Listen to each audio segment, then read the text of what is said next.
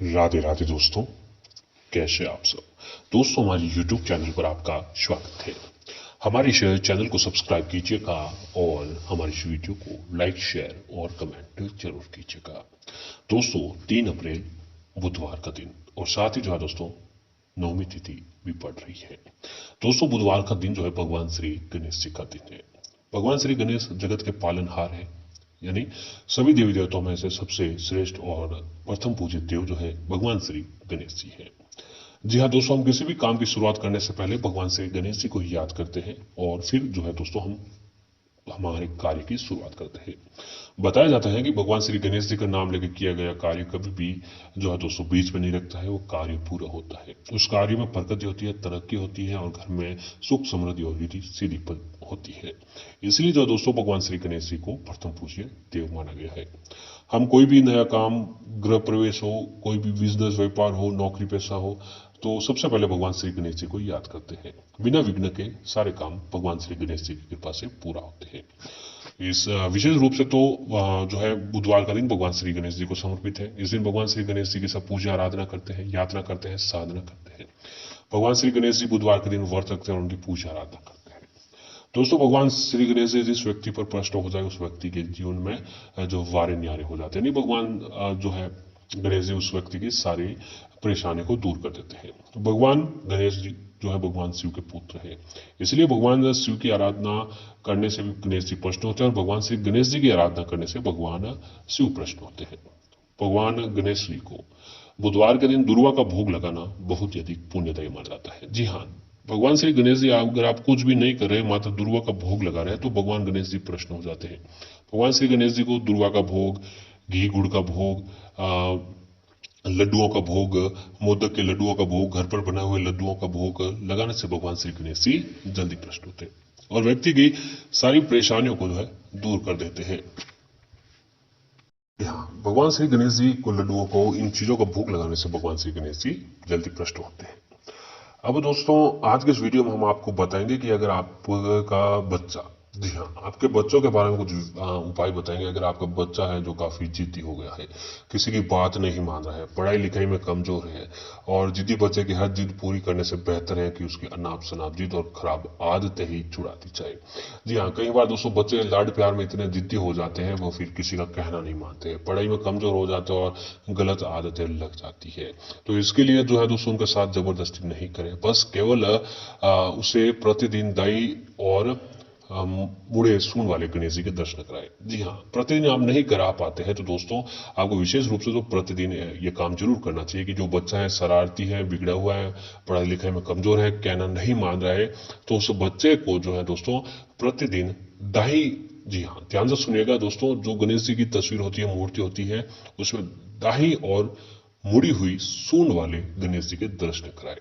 जी हाँ, और दोस्तों आपको बुधवार के दिन भगवान श्री गणेश जी के समक्ष आटे का दीपक, जी हाँ, अपने हाथों से आटे का दीपक बनाएं, उसके अंदर रुई लगाएं, बाती लगाएं, घी डालकर अपने बच्चे से, जो बच्चा जिद्दी है, शरारती है, उससे जो है दीपक प्रज्वलित कराए और जो है दोस्तों दाई और बूढ़े सूंड वाले गणेश जी के दर्शन कराए। इस दौरान फिर जो है आपको करना क्या है कि ओम गणेश साई मंत्र का उच्चारण करते रहे। धीरे धीरे इस दर्शन से क्या होता है कि उस बच्चे की बुद्धि में सुधार होने लगेगा और जिद की आदत जो है वो कम हो जाएगी। भगवान गणेश जी की आराधना से व्यक्ति को सद्बुद्धि प्राप्ति होती है और स्वभाव भी, विनम्रता भी आ जाती है। तो ये उपाय जो है आपको जरूर करना चाहिए। और कई बार क्या होता है कि दोस्तों कई बार बच्चे किसी की बातों में आकर गुमराह हो जाते हैं, माँ बाप का कहना नहीं मानते हैं, उसकी सहानुभूति और उद्दंडता काफी हद तक असहनीय हो जाती है। ऐसे बच्चों को टोटके के जरिए वशीभूत कर उसका आदत को छुड़ाया जा सकता है।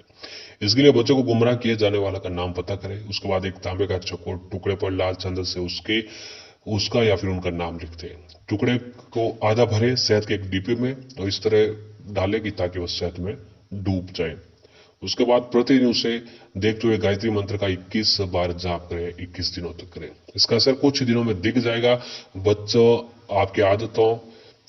बच्चे आपकी को पहले की तरह सुनने लगेगा और आपके निर्देशों में भी अमल करेगा। दोस्तों, अगला उपाय है कि हिंदू धार्मिक शास्त्रों में भगवान हनुमान जी की प्रतिमा पर लगा सिंदूर बहुत ही असरकारी होता है।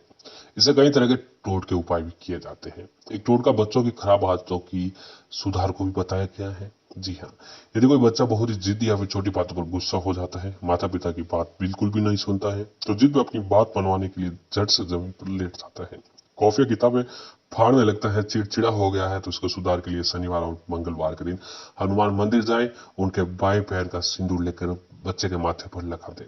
मंदिर में हनुमान चालीसा का पाठ करने के बाद ही सिंदूर लाएं। इस प्रयोग को 1 माह तक दोहराए, अवश्य ही जो है दोस्तों आपका इस उपाय को करने से जो है लाभ मिलेगा। दोस्तों अगला उपाय है कि यदि बच्चे को बार बार चपेट, बार बार चोट लगते रहने की समस्या रहती है, प्रतिदिन उसे हनुमान चालीसा का पाठ करके सुनाए और बच्चे को भी हनुमान चालीसा का पाठ करना सिखाए। इससे क्या होता है कि दोस्तों जो है बार बार बच्चे को चोट लगने की, गिरने की जो हो रही है समस्याएं, उसमें आपको जो है बच्चा बार बार नहीं गिरेगा पड़ेगा। यदि बच्चे को घबराहट हो रही है, एंजाइटी, इरिटेशन और जल्दी तनाव होने की समस्या है, तो बच्चों को काले और गहरे नीले रंग के कपड़े न पहनाएं या इन रंगों को बहुत ही कम प्रयोग करें। इससे क्या होता है कि बच्चे को घबराहट, एंजाइटी वगैरह कम होने लगेगी। यदि अगला उपाय है कि यदि आपका बच्चा बहुत ही जिद्दी और गुस्सा करने वाला हो, तो लाल और नारंगी रंग के ऑरेंज कपड़ों का प्रयोग करें। इन रंगों को बहुत ही अधिक जो है दोस्तों बहुत ही कम प्रयोग कराएं। और अगला जो है कि प्रतिदिन सूर्योदय के समय बच्चों को सूर्य दर्शन करने की आदत डालें। प्रतिदिन सूर्य को जल अर्पित कराएं। इससे बच्चे की नेत्र ज्योति बढ़ती है, आंखों की समस्याओं से बचाव होता है, साथ ही अच्छे रोग प्रतिरोधक क्षमता भी बढ़ती है। अगला है कि दोस्तों अगला उपाय है कि यदि बच्चे को भूख कम लगने की समस्या है, तो कुंडली में कमजोर या फिर पीड़ित बृहस्पति के कारण होता है। इसके लिए प्रत्येक बृहस्पतिवार के दिन बेसन के लड्डू बच्चे के हाथ से स्पर्श कराकर गाय को खिलाएं। इससे क्या है कि दोस्तों बच्चे को टाइम से भूख लगने लगेगी और बृहस्पति भी जो है दोस्तों व्यक्ति उस बृहस्पति का भी प्रभाव कम होता है।